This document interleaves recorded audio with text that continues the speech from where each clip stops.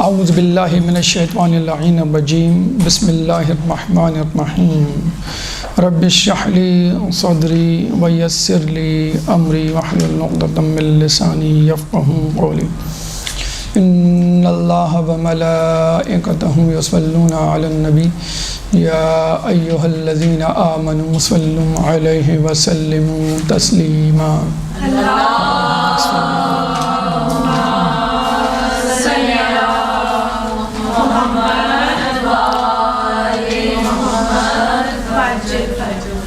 رسول بحیثیت استاد، یہ ہمارا آج کا موضوع ہے۔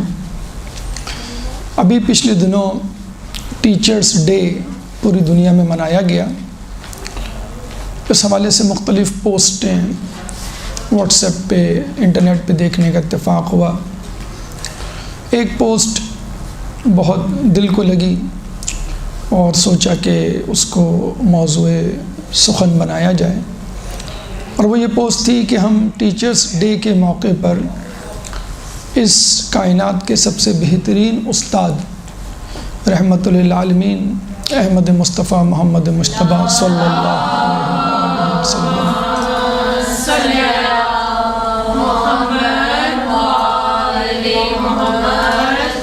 کو خراج تحسین پیش کرتے ہیں۔ اور یہ حقیقت ہے کہ رسول سے بہترین استاد اس دنیا میں کسی کو نہیں کہا جا سکتا۔ اور یہ اس سوال کا جواب بھی ہے کہ جو اکثر یہ پوچھا جاتا ہے کہ رسول مثلاً عرب کے علاقے میں کیوں بھیجے گئے، وہ بر صغیر ایشیا یا انڈیا یا امریکہ یا یورپ یا افریقہ یا کسی اور ملک کیوں نہیں بھیجے گئے، کسی اور علاقے میں؟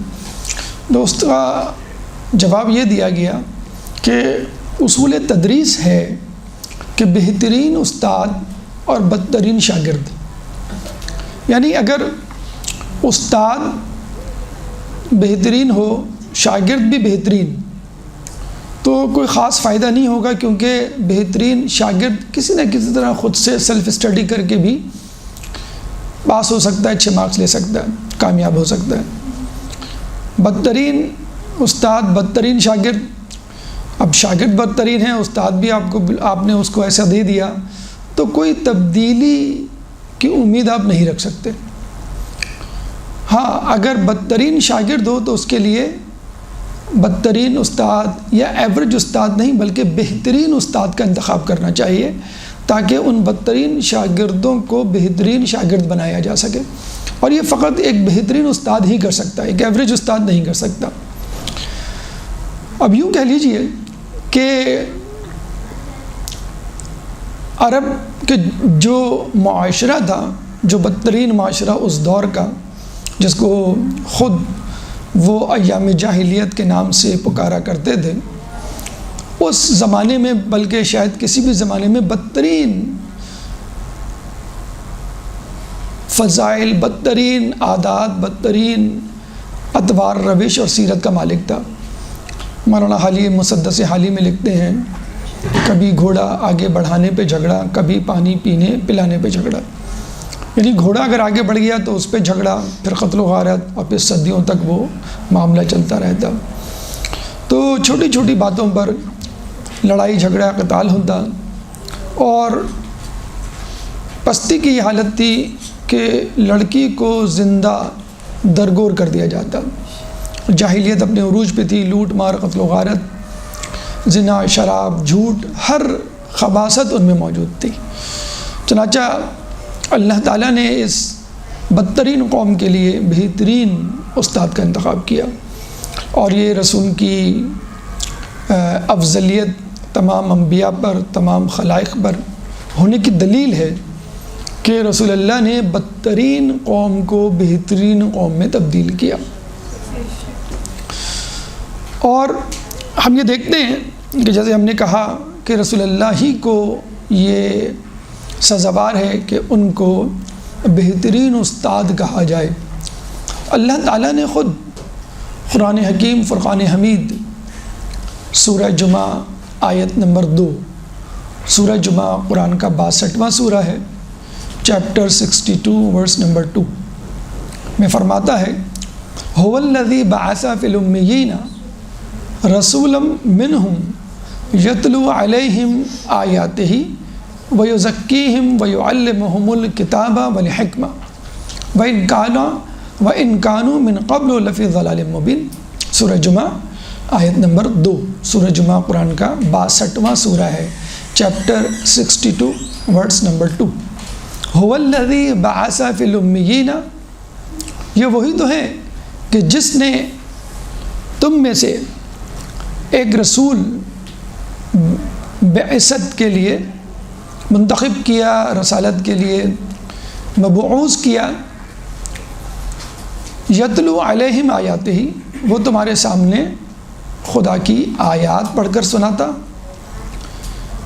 ویزکیہم، تمہارا تزکیہ نفس کرتا، ویعلمہم الکتاب والحکمہ، اور تمہیں کتاب و حکمت کی تعلیم دیتا، وَإِن كَانُوا مِن قَبْلُ لَفِي ضَلَالٍ مُبِينٍ، ورنہ تو تم اس سے پہلے صریحاً گمراہی، ضلالت میں پڑے ہوئے تھے۔ یہاں پر ایک بحث ہے علماء عالم میں کہ اللہ تعالیٰ نے وَيُزَكِّيهِمْ کا تذکرہ پہلے کیا اور وَيُعَلِّمُهُمُ الْكِتَابَ وَالْحِكْمَةَ اس کا تذکرہ بعد میں کیا، حالانکہ وَيُعَلِّمُهُمُ الْكِتَابَ پہلے ہونا چاہیے، وَيُزَكِّيهِمْ بعد میں ہونا چاہیے، یعنی اللہ کا رسول کتاب و حکمت کی تعلیم دیتا اور پھر ان کا تزکیہ نفس کرتا۔ سیکوینس تو یہی ہونا چاہیے نا، پہلے استاد آپ کو تھیوری بتاتا ہے، پھر کہتا ہے ٹھیک ہے میں اس چیز کو اب آپ کو پریکٹیکلی کر کے دکھاتا ہوں۔ سائنس کے اسٹوڈنٹس اس سے واقف ہوں گے، بایولوجی، فزکس، کیمسٹری کا پہلا سبجیکٹ تھیوری پڑھایا جاتا ہے اور پھر اس کو تجربہ گاہ میں جا کے اس کا مظاہرہ کیا جاتا ہے، لیکن یہاں پر کہا جا رہا ہے کہ پہلے تجربہ اور پھر تھیوری۔ بلکہ ہم رسول کی سیرت پہ نگاہ ڈالیں تو 40 سال رسول نے پریکٹیکل کر کے دکھایا۔ پہلے امین اور صادق کا ٹائٹل، لقب ارن کر کے دکھایا، ان کی زبان سے، ان کے منہ سے اپنے آپ کو امین و صادق، یہ خدا کا دیا ہوا لقب نہیں تھا، یہ عرب کے بدوؤں کا دیا ہوا لقب تھا، کہ جہاں پر خیانت بہت عام تھی۔ یعنی آپ کو حیرت ہوگی کہ وہاں پہ 3 پیشے تھے، زراعت، مویشی پالنا، اور تیسرا لوٹ مار۔ جس طرح ہمارے یہاں ہوتا ہے نا کہ میڈیکل، انجینئر، آئی ٹی، تو سب سے افضل بہتر شعبہ میڈیکل مثلاً، تو جو افضل بہتر شعبہ پیشہ ہوتا تھا وہ لوٹ مار کا تھا، یعنی لوگ بڑے فخر سے کہا کرتے تھے ہمارا پیشہ لوٹ مار ہے۔ اور لوگوں کی اور بنو امیہ کی تاریخ تو ہے اس سے بھری پڑی ہے۔ تو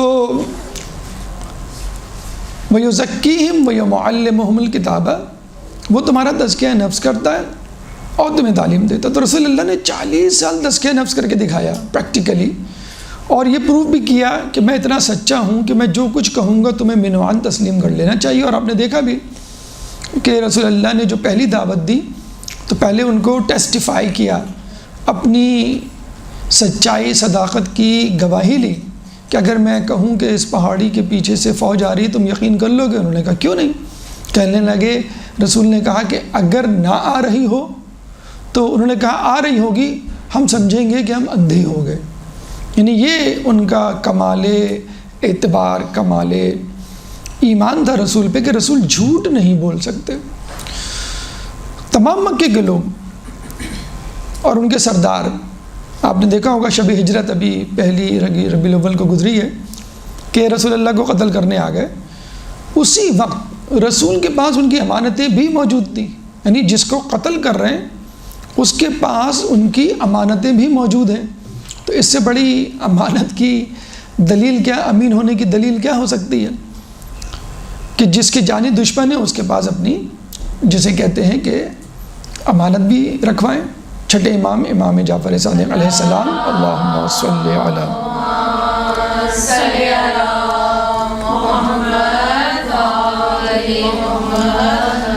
فرماتے ہیں کہ اگر عبد الرحمن ابن ملجم بھی میرے پاس امانت رکھوائے تو میں اس کی امانت واپس کر دوں، یعنی قاتل مولا علی کا اگر وہ بھی امانت رکھوائے تو میں واپس کر دوں۔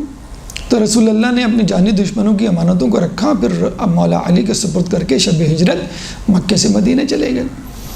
تو رسول اللہ نے تزکیہ نفس پہلے کر کے دکھایا، اور پھر اسی تزکیہ نفس کی تعلیم دی کہ میں تزکیہ نفس کیوں کر رہا ہوں، اپنے خدا کے لیے، اور پھر توحید کی دعوت، پھر رسالت، پھر قیامت، پھر دیگر اعمال اور شریعت کی ذمہ داریاں ان کے سامنے رکھیں۔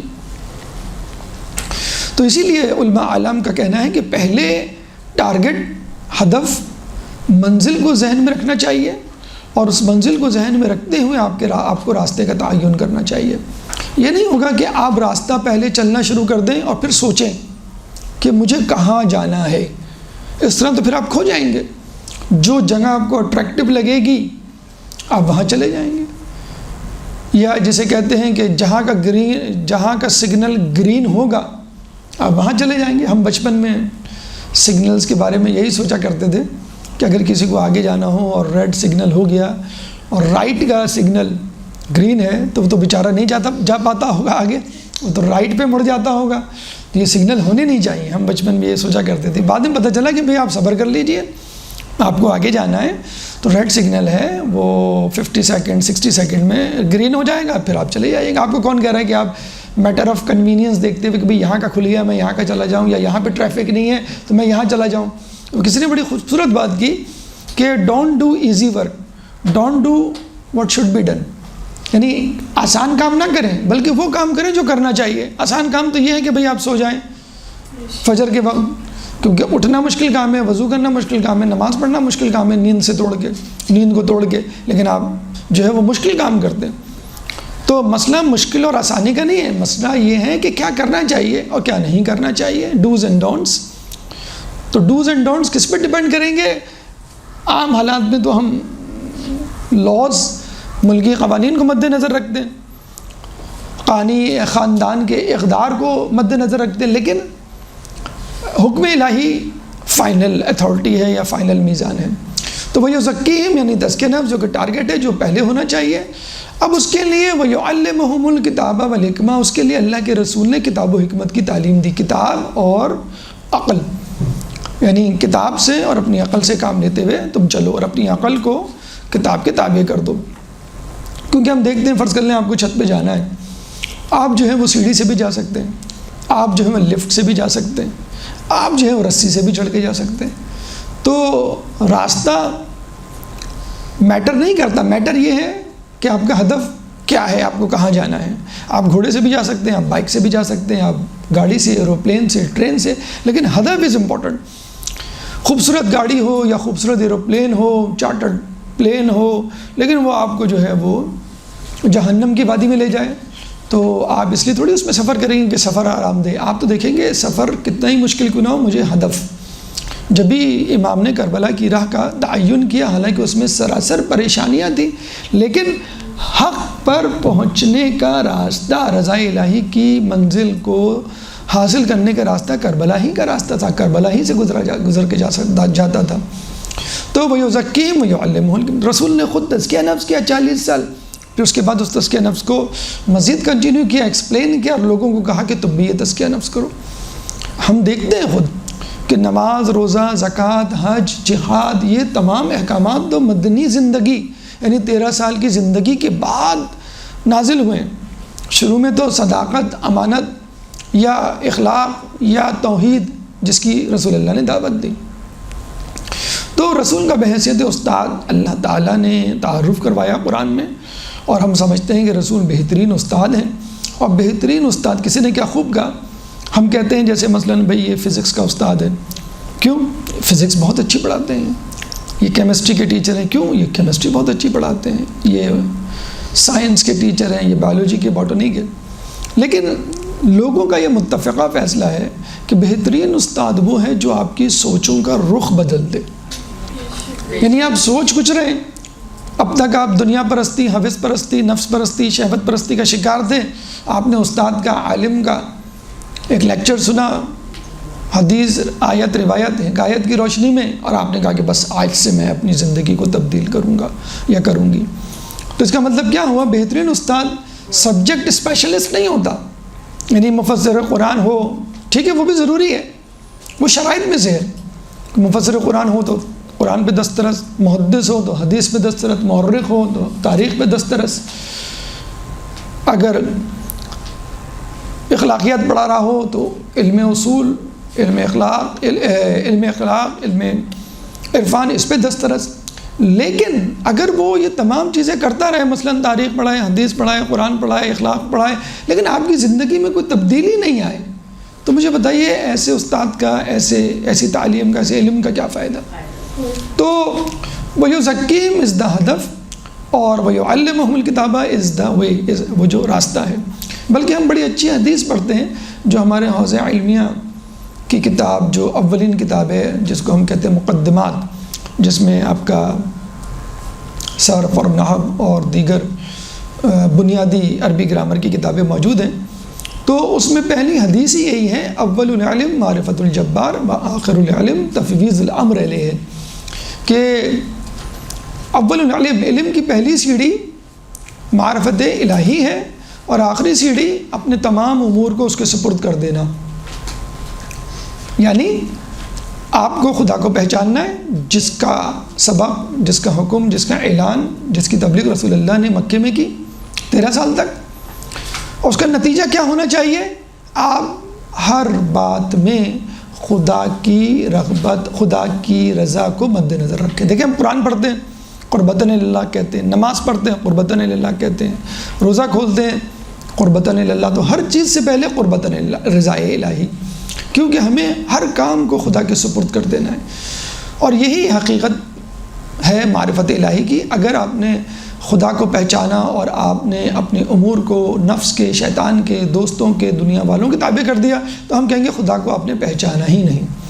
اسی لیے ہم دیکھتے ہیں اللہ تعالیٰ قرآن میں فرماتا ہے کہ ان صلاتی و نسکی و محیایا و مماتی للہ رب العالمین، کہو کہ میری نماز، میری قربانی، میرا جینا، میرا مرنا سب اللہ ہی کے لیے ہے۔ تو اللہ کے رسول نے تزکیہ نفس کیا، تزکیہ نفس کروایا، اور تعلیم بھی دی، اور لوگوں کی سوچوں کا دھارا، رخ بدل دیا۔ بس ہم یہ کہیں گے تو بہترین استاد وہ ہیں جو آپ کی سوچوں کا اور روش کا اور انداز فکر کا دھارا اور ڈائریکشن یا سمت جو ہے وہ تبدیل کر دے۔ اب آئیے اس بات میں کہ رسول اللہ نے خود تو یہ کیا، لیکن اس کے بعد میں اس کا انتظام بھی کیا، یعنی رسول چلے گئے اور کتاب چھوڑ دی، تو قرآن تو کہتا ہے وَيُعَلِّمُهُمُ الْكِتَابَ، وہ کتاب کی تعلیم دیتے ہیں، تو اس کا مطلب ہے کتاب نہیں دیتے بلکہ کتاب کی تعلیم دیتے ہیں، تو اس کا مطلب ہے کتاب کافی نہیں ہے، کتاب کو دینے والا بھی ہونا چاہیے۔ تو رسول اللہ نے اپنے بعد اس کا انتظام کیا کہ نہ صرف یہ کہ کتاب چھوڑی، بلکہ کتاب کے استاد، کتاب کے اساتذہ جو بے عین ہی رسول کا عکس تھے، بے عین ہی رسول کا سایہ تھے، بے عین ہی نفس رسول تھے، تو اللہ کے رسول نے ایک نہیں بلکہ 12 استاد دیے کہ میرے بعد دے ول کنٹینیو، اور یہ کتاب پڑھائیں گے۔ جیسے آپ دیکھتے ہیں کہ استاد کلاس میں ہوتا ہے، چلا جاتا ہے، جانے سے پہلے کہتا ہے، لوگ کہتے ہیں بچے بھائی آپ نہیں ہوں گے تو ہم کسی کا نہیں، یہ جو بیسٹ اسٹوڈنٹ ہے، جس کی پرفارمنس اب تک بیسٹ رہی ہے، اس نے ہر چیز میری مانی، یہ آپ کو گائیڈ کرے گا، اور اس کے بعد یہ نہ ہو تو یہ، پھر یہ نہ ہو تو، اس طرح 12 استاد ہمیں دیے کہ بھئی یہ 12 استاد ہیں، ان سے آپ گائیڈ لائن لے لیں۔ اور غدیر خم میں جو آخری خطبہ دیا اس میں برملا اس کا اظہار کیا کہ انی تارکن فیکم الثقلین کتاب اللہ وعطرتی ما ان تمسکتم بہما لن تضلوا بعدی فانها لن یفترقا حتی یردا علی الحوض۔ اس کو ہم کہتے ہیں حدیث ثقلین، 2 بھاری چیزیں، ثقل واحد، ثقلین تثنیہ، 2 بھاری چیزوں والی حدیث۔ انی تارکن فیکم الثقلین، میں تمہارے لیے اپنے پیچھے 2 گراں قدر چیزیں، 2 بھاری چیزیں، امپورٹنٹ چیزیں چھوڑے جا رہا ہوں۔ ما ان تمسکتم بہما، جو بھی ان کے ساتھ تمسک اختیار کرے گا، اٹیچ ہو جائے گا، نتھی کر لے گا اپنے آپ کو، ما ان تمسکتم بہما لن تضلوا بعدی، لن نیور ایور کے زمرے میں آتا ہے، اس کا ہم ترجمہ کریں، یہ ما یا لا نہیں ہے، مائے نافیہ لائے نافیہ نہیں، عربی میں جیسے کہتے ہیں نا، ما نفی کو کہتے ہیں یوزولی ماضی کے لیے استعمال ہوتا ہے، لا دونوں کے لیے یا مستقبل کے لیے استعمال ہوتا ہے. لیکن جب ہم کہتے ہیں لن تو مطلب ہوتا ہے نیور ایور. جیسے جب موسیٰ علیہ السلام نے اللہ تعالیٰ سے زیارت دیدار الہی کا تقاضا کیا تو اللہ تعالیٰ نے کیا کہا؟ یہ نہیں کہا لا ترانی ما ترانی، بلکہ کیا کہا؟ لن ترانی، you will never ever be able to see me, تم کبھی مجھے نہیں دیکھ سکتے، لن ترانی. تو اللہ کے رسول نے کہہ دیا ما ان تمسکتم بہما لن لا ما ان تمسکتم بہما، جو ان سے متمسک ہو گیا وہ کبھی گمراہ نہیں ہوگا. اچھا کیوں گمراہ نہیں ہوگا؟ فَإِنَّهَا لَن يَفْتَرِقَا، کیونکہ یہ دونوں چیزیں ایک دوسرے سے جدا نہیں ہوں گی اور نیور ایور کبھی نہیں جدا ہوں گی. پہلے لن تضلوا بعدی کہا، ما ان تمسکتم بہما لن تضلوا بعدی، جو ان سے متمسک ہو گیا وہ کبھی بھی نیور ایور گمراہ، کبھی گمراہ نہیں ہوگا. یہ وہی ضالین والا ضلو ہے جو ہم سورہ فاتحہ میں پڑھتے ہیں نا، ولا الضالین، اور ہمیں گمراہی سے بچا، ان لوگوں سے بچا جو گمراہی کا شکار ہوئے. تو لن تضلوا بعدی ابدا، کہ تم میرے بعد کبھی گمراہ نہیں ہوگے. پھر ابدا بھی کہہ رہے ہیں، یعنی نیور ایور. اگر لن لگا دیا تو پھر ابدا کی ضرورت نہیں، لیکن تاکید پیدا کرنے کے لیے لن بھی لگایا پھر ابدا بھی لگایا. اور کیوں گمراہ نہیں ہوگے؟ کیونکہ فَإِنَّهَا لَن يَفْتَرِقَا، ان دونوں میں فرق نہیں آئے گا، کبھی بھی فرق نہیں آئے گا، دونوں میں جدائی نہیں آئے گی. حَتَّى يَرِدَ عَلَيَّ الْحَوْض، جب تک وہ حوض کوثر پہ مجھ سے ملاقات نہ کر لے. یعنی منزل تک تم کو پہنچائیں گے، یہ نہیں کہ منزل کے راستے میں یا سفر میں منزل سے پہلے تم کو چھوڑ دیں گے. حالانکہ ہم دیکھتے ہیں کہ حدیث صحیح بخاری میں موجود ہے کہ رسول حوض کوثر پہ ہوں گے، کچھ لوگ آئیں گے اور رسول کہیں گے اصحابی اصحابی، تو فرشتے کہیں گے کہ آپ کو نہیں معلوم کہ آپ کے بعد ان لوگوں نے دین میں کیا کیا بدعتیں کی. یعنی اس کا مطلب ہے منافقین کی صورت میں کچھ لوگ موجود تھے رسول اللہ کے پاس، جنہوں نے رسول اللہ کے جانے کے بعد دین میں نئی نئی چیزیں ایجاد کی، بدعتیں پیدا کی. تو وہ جو رسول کے ساتھ تھے منافقین کے بھیس میں، منافقین اصحاب کے بھیس میں، تو ان کے لیے تو صاف کہہ دیا کہ یہ جو ہے بدعتیں کرنے والے ہیں آپ کے بعد. لیکن اہل بیت کے لیے رسول نے خود گارنٹی دی کہ لن یفترقا، یہ کبھی بھی ایک دوسرے سے جدا نہیں ہوں گے. تو اب یہاں یہ بات طے ہو گئی کہ رسول بہترین استاد، بدترین قوم عرب، اور رسول کے بعد بہترین استاد ائمہ اہل بیت، اور ان کے مقابلے میں جو بھی آئیں گے وہ بدترین ہوں گے. جس طرح رسول کے مقابلے میں جو عرب کا جاہل معاشرہ تھا وہ بدترین کہلایا. تو یہ حدیث ثقلین. اچھا اس کے بعد پھر ایک اور ہمیں ہمارے دوسرے امام حسن مجتبی علیہ السلام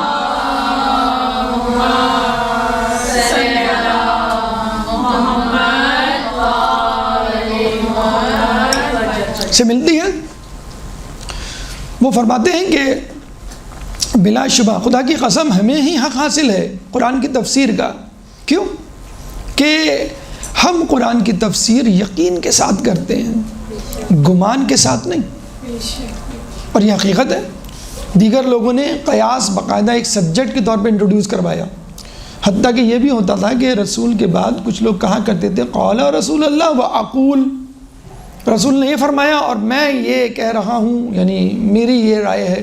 تو رسول کی رائے پہ اپنی رائے کو رکھا کرتے تھے، جبکہ اہل بیت وہی کہتے تھے جو رسول نے کہا. تو قرآن کی تفسیر میں بھی ہمیں ائمہ کی تفسیر کو مقدم کرنا ہے، نہ اپنی نہ کسی اور کی بات، فقط اور فقط ائمہ کی. کیوں کہ یہ وہ لوگ ہیں جو جانتے ہیں کہ مرضی الہی کیا ہے، یہ وہ لوگ ہیں کہ جو جانتے ہیں کہ مشیت الہی کیا ہے، اللہ کیا چاہتا ہے. اس لیے وہ یقین کے ساتھ، اور ظاہر سی بات ہے چوتھے امام سجاد علیہ السلام، اللہم صلی علی محمد و علی محمد،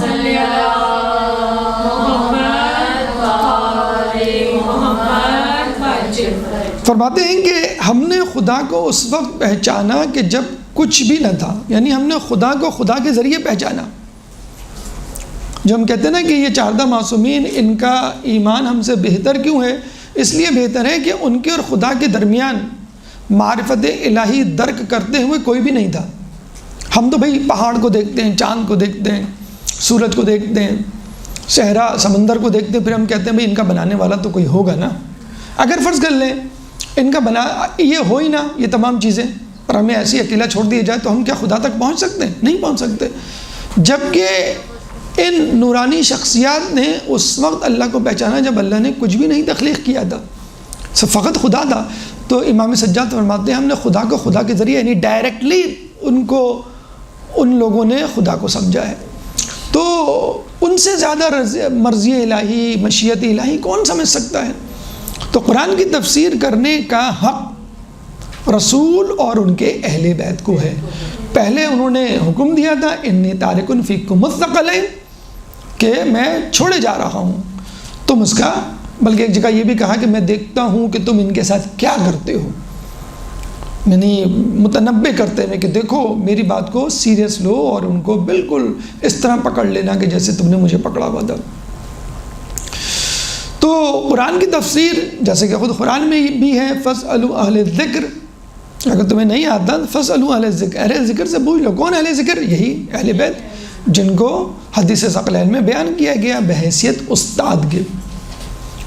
تو استاد کے حوالے سے جو احادیث روایت کی گئی ان میں ایک بہترین روایت مولا علی کی ملتی ہے کہ جس نے مجھے، انہوں نے تو اپنے اوپر رکھ کے فرمایا، حالانکہ کوئی ان کا استاد نہیں تھا سوائے رسول اللہ کے، جس نے مجھے ایک لفظ پڑھایا گویا مجھے غلام بنا لیا۔ یعنی اتنا حق ہے۔ کبھی انشاءاللہ موقع ملا تو ہم امام سجاد کے اقوال پیش کریں گے، 12 اخلاق جس میں حقوق استاد کے حوالے سے اقوال جو انہوں نے روایت کی صورت میں اور بہت خوبصورت تحریر کی صورت میں پیش کی ہیں۔ تو جس نے مجھے ایک لفظ سکھایا گویا اس نے مجھے اپنا غلام بنا لیا۔ تو استاد اور آپ کا رشتہ کیا ہونا چاہیے؟ جو ایک آقا اور غلام کا ہونا چاہیے۔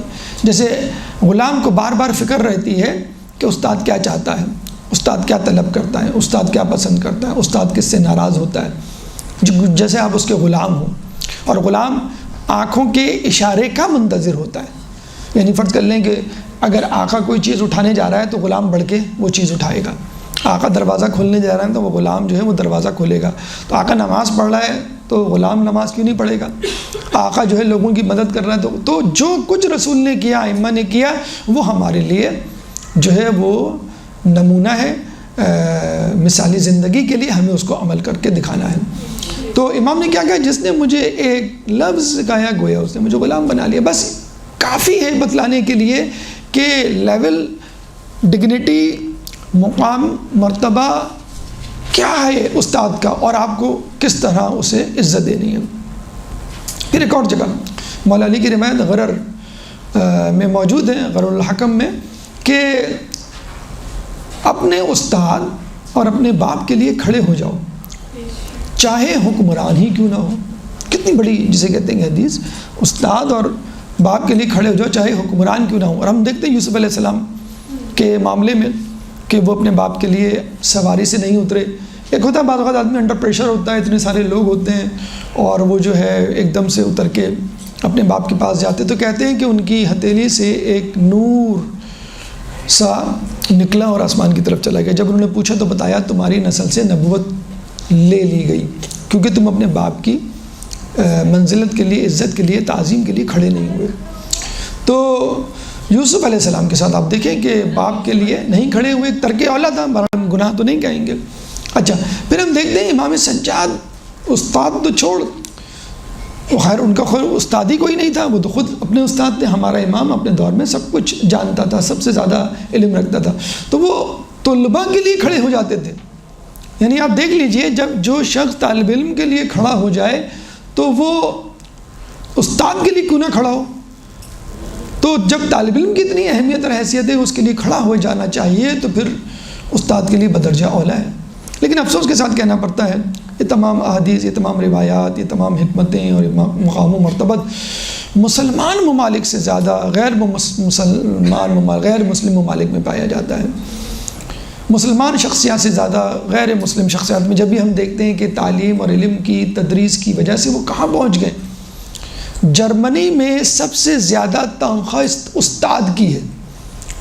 جب لوگوں نے احتجاج کیا تو جرمن کی پریزیڈنٹ نے کہا کہ آپ اس مقام پر کیسے پہنچے. مثلا ڈاکٹر حضرات آئے, انہوں نے کہا بھئی ہمارا ہونا چاہیے سب سے زیادہ سیلری پیکیج. انہوں نے کہا کہ آپ کو کس نے پڑھایا؟ کہیں گے استاد نے.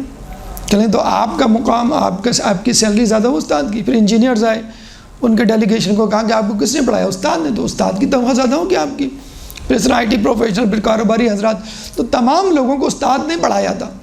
اور ہمارے ملک میں آپ دیکھ لیے سب سے کم تنخواہ, بلکہ ایک لفظ بولا جاتا ہے, مایوب سا لگتا ہے بولتے ہوئے لیکن حقیقت ہے, ٹیچر از فار ٹیچر. یعنی جو کچھ نہیں کرتا وہ استاد بنا دیا جاتا ہے. ڈاکٹر ہو, انجینئر ہو, آئی ٹی پروفیشنل ہو, جو کچھ نہیں کر سکتا وہ اسی انسٹیٹیوٹ میں, اسی یونیورسٹی, اسی کالج میں جو ہے وہ استاد لگ جاتا ہے. اور بہت معذرت کے ساتھ علماء کے ساتھ بھی یہی رویہ ہے کہ ماں باپ بڑے فخر سے کہتے ہیں کہ بھئی یہ جو ہے وہ ذہین طالب, میرا بچہ یہ ڈاکٹر بنے گا, یہ انجینئر بنے گا, یہ نکما نکھٹو کن ذہن ہے, سوچ رہا ہوں کہ میں اس کو مدرسے میں دے دوں. تو جو بہترین لوگ ہیں ان کو ہم ڈاکٹر انجینئر بنا دیتے ہیں. جو بدترین یا کم عقل لوگ ہیں ان کو تو ظاہر سی بات ہے پھر بندر ہی ممبر پہ آئیں گے, یا جسے کہتے ہیں کہ کم عقل لوگ آئیں گے. بہرحال تو استاد کو سب سے زیادہ سہولیات فراہم کرنی چاہیے, استاد کو سب سے زیادہ سیلری پیکیج دینا چاہیے, استاد کو سب سے زیادہ عزت و تکریم دینی چاہیے. ایک واقعہ ہمیں آپ نے بھی شاید سنا ہو, ہمارے پاکستان کے ادیب جو ہیں وہ اٹلی گئے تو وہاں پہ ان کا چالان ہو گیا. تو وہ چالان کے لیے وہ ٹکٹ بھرنے آپ کو جانا پڑتا ہے. یہاں تو سڑکوں پر معاملات اسپیڈ یہ کہتے ہیں وہ اسپیڈ ٹیسٹ آج کل ہے آ گیا نا کرونا کا, تو وہ اسپیڈی وے میں ہم چالان بھر دیتے ہیں. بلکہ لوگ پوچھتے ہیں کہ چالان یہاں بھروں کہ جا کے بھروں, تو وہ کہتا ہے یہیں بھر دیجیے, میں پہنچا دوں گا, میں امین و صادق ہوں, نعوذ باللہ. تو چالان ان کو بھرنے نہ جا سکے, تو جو چالان بھرنے نہیں جاتا اس کو پھر عدالت جانا پڑتا ہے. تو وہ دوسرے دن عدالت گئے, تو جج نے آتے ہی ان کی کلاس لی کہ بھئی آپ کہاں رہ گئے تھے, کل آپ کی ڈیٹ تھی چالان بھرنے کی, آپ آج کیوں آ رہے ہیں؟ تو انہوں نے کہا کل میرا لیکچر تھا یونیورسٹی میں. وہ کسی اٹلی کی یونیورسٹی میں لیکچر دینے گئے تھے, کل میرا لیکچر تھا یونیورسٹی میں, اس لیے میں نہیں آ سکا. تو جج نے کچھ نہیں پوچھا, ایک دم سے کھڑا ہو گیا اور کہنے لگا attention plays teacher in the court, کہ متوجہ ہو جائیے کہ ٹیچر ہمارے کورٹ کے اندر موجود ہے. تمام لوگ اس استاد کی احترام میں کھڑے ہو گئے. تو آپ دیکھیے یہ عزت و وقت کے اس جج, سپریم کورٹ کا جج یا ہائی کورٹ کا جج اس کے لیے کھڑا ہو گیا. اسی طرح ایک اور ادیب کے بارے میں ملتا ہے کہ وہ یورپ کے کسی ملک گئے تو وہ اپنے دوست استاد کے ساتھ گفتگو کر رہے تھے, باتیں کر رہے تھے. تو انہوں نے نوٹ کیا کہ دھوپ تھی, باہر کھڑے ہوئے تھے میدان میں, تو انہوں نے دیکھا کہ لوگ لڑکے ہمارے پیچھے سے گزر رہے ہیں, اور جو بھی گزر رہا ہے وہ چھلانگ مار کے گزر رہا ہے پیچھے سے. اب یہ سمجھے شاید جس طرح کراچی یونیورسٹی میں ہوتا ہے, پاکستان کی کالجوں میں ہوتا ہے, ٹیچرز کا مذاق اڑاتے ہیں, آوازیں کستے ہیں, سیٹیاں بجاتے ہیں, اچھل کود کرتے ہیں. تو یہاں شاید یہ انداز ہوگا, پیچھے سے جاتے ہوئے اچھل کے جا رہے ہیں, اچھا آگے سے کوئی نہیں گزر رہا. تو انہوں نے پوچھا کہ بھائی یہ مسئلہ کیا, یہ بلینگ کر رہے ہیں کیا, مطلب یہ آپ کو بلی کر رہے ہیں, یعنی گستاخی کر رہے ہیں, یا اس طرح ہمارے ملک میں تو ہوتا ہے, بہرحال تو وہ کیا آپ کے یہاں بھی ہوتا ہے؟ کہیں گے نہیں, آپ نے دیکھا کہ ہمارے سامنے سے کوئی اسٹوڈنٹ نہیں گزرا؟ ہاں یہ تو میں نے نوٹ کیا, سامنے سے کوئی نہیں گزر رہا. کہ اس لیے نہیں گزر رہا, ان کے لیے یہ بے ادبی ہے استاد کا راستہ کاٹنا, سامنے سے گزرنا. اور پیچھے سے جو گزر رہے ہیں تو یہ اچھل کیوں رہے ہیں؟ کہہ لیں گے کہ ہمارا سایہ پیچھے پڑ رہا ہے, اور کسی اسٹوڈنٹ کی جرت نہیں ہے کہ ہمارے سائے پر پیر رکھ کے جائیں. اتنی عزت و تکریم اپنے استاد کی, اسی وجہ سے وہ کامیاب ہے. ہمارے ہاں جتنے ڈاکٹر انجینئر کچھ بھی بن جائیں, لیکن چونکہ استاد کی عزت نہیں ہے اس لیے ہم کامیاب نہیں ہیں. تو استاد کے سائے پر بھی پیر نہ پڑے تو وہ اچھل کے جا رہے تھے. تو یہ لوگوں کا جسے کہتے ہیں رویہ, ایٹیچیوڈ ہے باہر کے ملکوں میں. اور میرے خیال میں تمام ہی امریکہ, یورپ, کینیڈا میں ٹیچرز کی سب سے زیادہ جسے کہتے ہیں کہ سیلری ہوتی ہے. میں اپنے دوست کا ہی واقعہ سنا دوں. وہ جب امریکہ سے آیا تھا, وہ پی ایچ ڈی کرنے گیا تھا, تو وہاں پہ وہ اس کے استاد نے جو ہے اس کو بلایا تھا. اس کا استاد جو ہے وہ یہاں آغا خان میں تھا, وہ ایرانی شیعہ استاد تھا. اس زمانے میں ٹارگٹ کلنگ ہو رہی تھی, تو وہ چھوڑ کے چلا گیا. تو اس نے کہا کہ تم وہاں آ جانا, میں تم کو اپنے پاس بلا لوں گا. تو وہ وہاں جا کے ان کے ساتھ کام کرنے لگا. اچھا وہ آیا تو ہم نے حسب معمول, جس طرح ہم لوگ باہر سے آنے والوں کو برا بھلا کہنا شروع کر دیتے نا, کہ تم لوگ تو بے دین ہو, تم لوگ جو ہے وہ مادیت پرست ہو, تم لوگوں کا تو کوئی دین ایمان نہیں. ہم نے بھی شروع ہو گیا اس کو کہتے ہوئے, اپنی جسے کہتے ہیں کہ مذہبیات جھاڑنے کے لیے, کہ آپ کے ہاں جو ہے وہ مادیت پرستی بہت ہے امریکہ میں. تو انہوں نے کہا معاف کیجیے گا, مادیت پرستی تو آپ کے یہاں ہے, پاکستان میں ہے. میں نے کہا کیوں؟ کہ مجھ سے آج تک کسی نے نہیں پوچھا کہ آپ کیا کر رہے ہیں, پی ایچ ڈی کر رہے ہیں, کس سبجیکٹ میں کر رہے ہیں, آپ کے تھیسس کا ٹاپک کیا ہے, مثلا آپ کے کتنے آرٹیکلز انٹرنیشنل میگزینز پہ چھپ چکے, ٹھیک ہے. اور ہر کسی نے ہر ملاقات میں یہ ضرور پوچھا کہ کتنے چھاپ رہے ہو, کتنے ڈالر کما رہے ہو. یہ ہر کسی نے پوچھا کہ اگر میں وہاں آ جاؤں تو مجھے کتنی سیلری ملے گی. یہ آپ ہیں جو مجھ سے پوچھ رہے ہیں, مطلب ہم پوچھ کیا رہے تھے, ہم نے تو ان پہ الزام. تو پھر اس نے کہا کہ کمانے کے حوالے سے میں آپ کو یہ بتاؤں کہ میرے پاس جو گاڑی ہے, اس گاڑی کو میں اپنے استاد کی گاڑی کے ساتھ پارک نہیں کر سکتا. تو میں نے کہا کہ یار کوئی شرمندگی کی بات نہیں ہے, ابھی آپ اسٹوڈنٹ ہیں, آپ کے استاد ٹیچر ہیں, اب ظاہر بات ان کے پاس مرسیڈیز بینز ہوگی, آپ کے پاس ایف ایکس مثلاً, تو چھوٹی گاڑی ہوگی, تو آپ صبر کریں. دیکھا نا میں جو کہہ رہا تھا مادیت پرستی, آپ میں ہے نا مادیت پرستی, کہ آپ کمپلیکس میں مبتلا ہیں کہ میرے پاس چھوٹی گاڑی ہے, میرے استاد کے پاس بڑی گاڑی ہے, میں پارک کروں گا تو شرمندگی ہوگی, کبھی استاد بھی آ گیا, میں بھی آ گیا. تو اس نے پتہ مجھے کیا کہا, کہ مجھے پسینے میں شرابور کر دیا شرمندگی کے مارے. اس نے کہا جی نہیں, میرے پاس مرسیڈیز ہے, میرے استاد کے پاس ایف ایکس ہے, یعنی میرے پاس اپنے استاد سے بہتر گاڑی ہے. تو میں نے کہا یہ کیا بات ہوئی, تو فائدہ کیا ہوا استاد بننے کا, پی ایچ ڈی کرنے کا.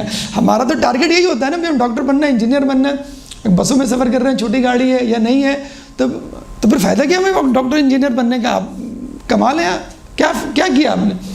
تو اس نے کہا کہ میری گاڑی میرے استاد سے بہتر ہے, اور اگر میں پارک کر دوں اور ہم دونوں ایک ساتھ نکلے تو مجھے شرمندگی ہوگی, میرا استاد کھٹارا گاڑی میں جا رہا ہے اور میں بہترین گاڑی میں جا رہا ہوں.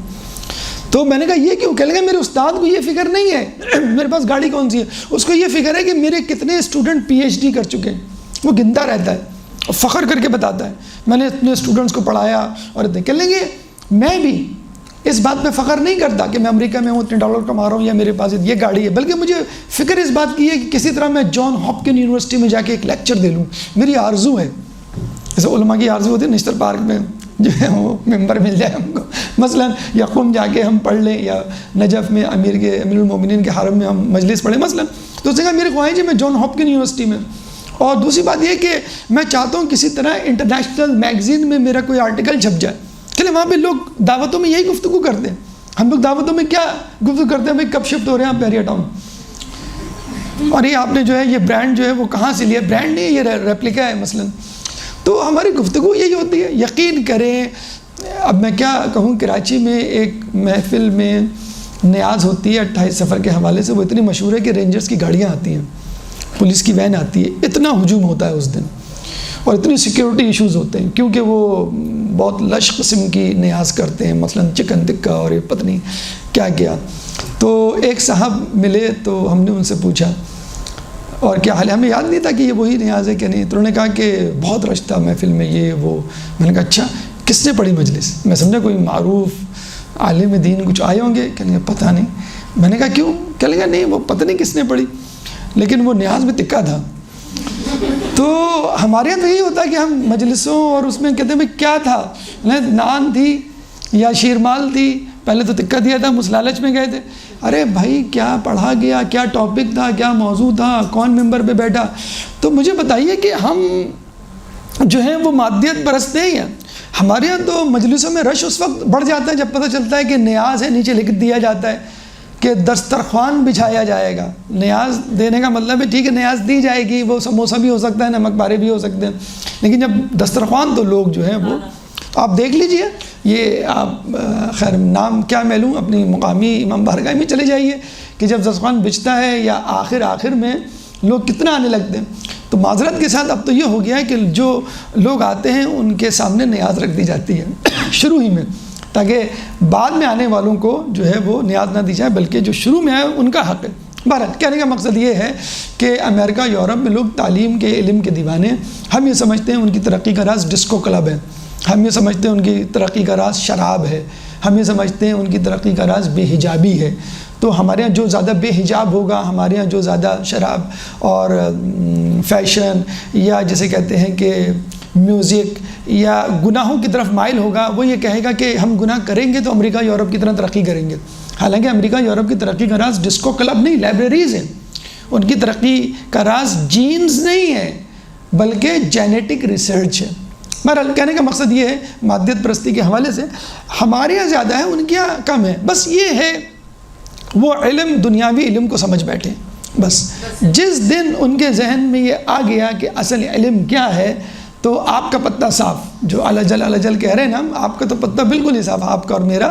یہ ہم صرف ڈھکوسلے، بہت معذرت کے ساتھ، بہت سپرفیشل ہماری اپروچ ہے کہ ہم بہت بڑی چیز ہیں، یہ صرف ہمارا غرہ ہے جسے کہتے ہیں نا کہ ہم اصل وارث ہیں اور امام کے سپاہی ہم ہیں۔ ان کو بس ایک ڈائریکشن چینج کرنے کی جسے کہتے ہیں کہ وہ ضرورت ہے، ورنہ تو جو ہے وہ ہم سے کہیں زیادہ۔ ہاں بس یہی ہے کہ بس وہ توحید اور قیامت یہ سب چیزوں کو چھپا دیا گیا ہے۔ دنیا کی رونقیں اتنی زیادہ ان کے سامنے کر دی گئی ہیں کہ وہ دنیا کی رونق، ویکینڈز پہ ہلا گلا، اس میں مصروف ہو گئے۔ ان کا کرسمس اس کی نظر ہو گیا ہے۔ کرسمس میں جو ہلا گلا اور جو گناہوں میں ملوث ہوتے ہیں، عیسیٰ علیہ السلام کی تعلیمات تو نہیں ہے، لیکن پروپیگنڈا، استعمار، حکومتیں، زیونسٹ لابی وہ چاہتی ہے یہ کہ اصل ہدف ہٹا دیا جائے۔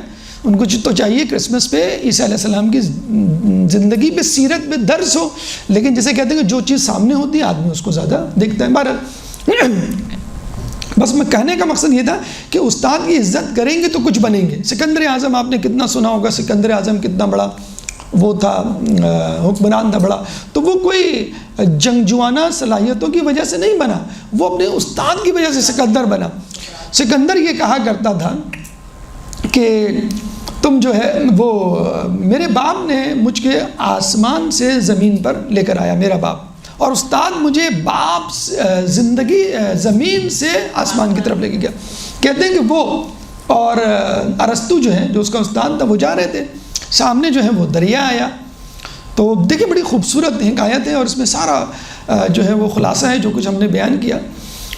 اب دونوں سوچ میں پڑ گئے کہ کیا کریں، گھوڑے سمیت چلے جائیں یا نہیں، تیر کے جا نہیں سکتے۔ تو اب دیکھیں برحال انٹلیکچوئل لیول یہی کہتا ہے کہ ایسا کرتے ہیں کہ ایک آدمی چلے جائے پہلے اور وہ دیکھ لے، کم از کم ایک آدمی مرے گا، دوسرا آدمی پیچھے آ جائے گا، یہ تو ایک رول بھی ہے۔ اب کون جائے؟ تو ارسطو یعنی سکندر کے استاد نے کہا میں جاتا ہوں، کیونکہ میں تو رعایا ہوں، آپ بادشاہ ہیں، اگر میں مر گیا تو کوئی بات نہیں، رعایا میں سے ایک مر گیا، لیکن اگر آپ بادشاہ ہو کر مر گئے تو پوری حکومت، پوری سلطنت اور پورا ملک بیٹھ جائے گا۔ اب یہ کہہ کہ ارسطو نے یعنی سکندر کے استاد نے اپنا گھوڑا دریا میں ڈال دیا اور وہ جانے لگا۔ جیسے جانے لگا سکندر بھاگتے ہوئے آیا اپنے گھوڑے سمیت۔ استاد محترم رک جائیے، آپ کنارے پہ کھڑے رہیں، میں جاؤں گا۔ تو ارسطو نے کہا کہ خدا نخواستہ اگر تم مر گئے تو کیا ہوگا، مسئلہ ہو جائے گا، بادشاہ ہو تم، اور تم حیثیت بڑی اہم ہے۔ تو ارسطو نے کیا جملہ کیا وہ سنہرے حروف سے لکھے جانے کے قابل ہے۔ ارسطو نے کہا دیکھیے، وہ سکندر نے کہا کہ دیکھیے استاد محترم، اگر میں مر گیا تو کوئی بات نہیں، ایک بادشاہ مر جائے گا اور مجھ کو بادشاہ آپ نے بنایا، آپ ایک اور بادشاہ بنا لیے گا، لیکن اگر آپ مر گئے تو میں آپ جیسا استاد تو نہیں بنا سکتا۔ یعنی استاد شاگرد بنا سکتا ہے لیکن شاگرد استاد کو تو پالش نہیں کر سکتا۔ تو کہنے کا مقصد یہ ہے کہ استاد بادشاہ نہیں ہوتا بلکہ بادشاہ گر ہوتا ہے۔ بہرحال گفتگو کو سمیٹتے ہوئے کہ مغربی ممالک نے، اغیار نے، غیر مسلموں نے تعلیم کی اہمیت کو، علم کی اہمیت کو، استاد کی منزلت کو پہچانا اور بہت آگے نکل گئے۔ حق ہے ان کا کہ انسان کو لیس للانسان الا ما سعی، انسان کو وہی کچھ ملتا ہے کہ جس کی وہ سعی کرتا ہے۔ تو اب آئیے اس طرف کہ ہم نے رسول کی تدریس اور استاد کے مقام کو کس طرح جانا اور کیا کیا۔ اگر آپ کو رسول کی محنت کو رائگاں نہیں جانے دینا ہے تو سب سے پہلے آپ تزکیہ نفس کریں جو کہ رسول کا ہدف تھا، اور ہر اس بات سے پرہیز کریں کہ جو ان کو ناپسند تھی۔ پہلی بات تو یہ۔ دوسری بات، یہ تو دینی یا معنوی جسے کہتے ہیں ہماری ذمہ داری ہو گئی مختصراً، اور ویسے دنیاوی ذمہ داری جیسے ہم استاد کو کہتے ہیں استاد نے ہمیں پڑھایا اور بہت فرسٹ پوزیشن آ گئی، اب ہم استاد سے کہیں کہ ہم کیا کریں، تو ظاہر سی بات ہے استاد کیا کوچنگ سینٹر اسکول والے کہیں گے بھئی آپ فیس ادا کریں۔ سب سے پہلے تو سال بھر آپ نے پڑھ لیا، آپ نے فیس نہیں دی، تو پہلے تو ہم یہی ہے کہ آپ فیس ادا کریں استاد کی، جو ہوتا ہے ہونا چاہیے۔ تو رسول سے جب استفسار کیا گیا کہ فیس کیا ہے، آپ کی اجرت کیا ہے، تو رسول نے قرآن نے جواب دیا قُلْ لَا أَسْأَلُكُمْ عَلَيْهِ أَجْرًا إِلَّا الْمَوَدَّةَ فِي الْقُرْبَى، سورہ شورى آیت نمبر 23، کہ میں تم سے اجر رسالت، ٹیوشن فیس یا ٹیچنگ سیلری کچھ نہیں مانگتا سوائے اس کے کہ تم میرے اہل بیت سے محبت کرو۔ تو کم از کم ٹیوشن فیس تو مسلمانوں ادا کر دو۔ اگر تم اللہ کے رسول کی باتوں کو نہیں مانتے، تزکیہ نفس نہیں کرتے، یا گناہوں سے نہیں بچ رہے، نیکیاں نہیں کر رہے، واجبات کی ادائیگی نہیں کر رہے، حرام میں ملوث ہو، کم از کم ٹیوشن فیس تو دے دو۔ تم نہیں پاس ہوئے ایگزام میں کوئی بات نہیں، بھئی کوچنگ سینٹر، اسکول یا ٹیوٹر کی فیس تو دو کم از کم۔ کیا ہے ٹیوٹر کی فیس اسلام میں؟ رسول اللہ کے حوالے سے مودت، لیکن بہت افسوس کے ساتھ کہنا پڑتا ہے مودت و محبت و احترام بہت دور کی بات، بہت دور کی بات۔ ایسا ظلم کیا گیا اہل بیت پر، ایسا ظلم کیا گیا کہ امام سجاد کو کہنا پڑا اگر قرآن میں ہمارے اوپر ظلم کرنے کا حکم آتا تو شاید ہم پر اتنا ظلم نہ ہوتا۔ اللہ تعالیٰ سے دعا ہے کہ ہمیں اہل بیت کی مودت، احترام، قدر و منزلت کا حق ادا کرنے کی توفیق عطا فرما۔ اللہ تعالیٰ سے دعا ہے کہ علم حاصل کرنے اس کو پھیلانے کی توفیق عطا فرما۔ اللہ تعالیٰ سے دعا ہے کہ تعلیمات اہل بیت پر عمل کرنے کی توفیق عطا فرما۔ جو پریشان حال ہیں ان کی پریشانی کو دور فرما، جو بے روزگار ہیں ان کو روزگار عطا فرما، جو رزق حلال کما رہے ہیں ان کے رزق حلال میں برکت عطا فرما، جو کرونا جیسی متعدی بیماری میں مبتلا ہیں ان کو اس سے دور فرما، محفوظ فرما۔ جو مسلمان دنیا کے کونے کونے میں ظلم و ستم کا نشانہ بنے میں ان سے ظلم و ستم کو دور فرما، جو زندان میں ان کو رہائی عطا فرما، جو مقروض ہیں ان کو قرضوں کو عطا فرما، جو سفر میں ہیں ان کو منزل عطا فرما، جو گمشدہ ہیں ان کو ان کے پیاروں سے ملا۔ ربنا تقبل منا انک انت السمیع العلیم وتب علینا انک انت التواب الرحیم برحمتک یا ارحم الراحمین۔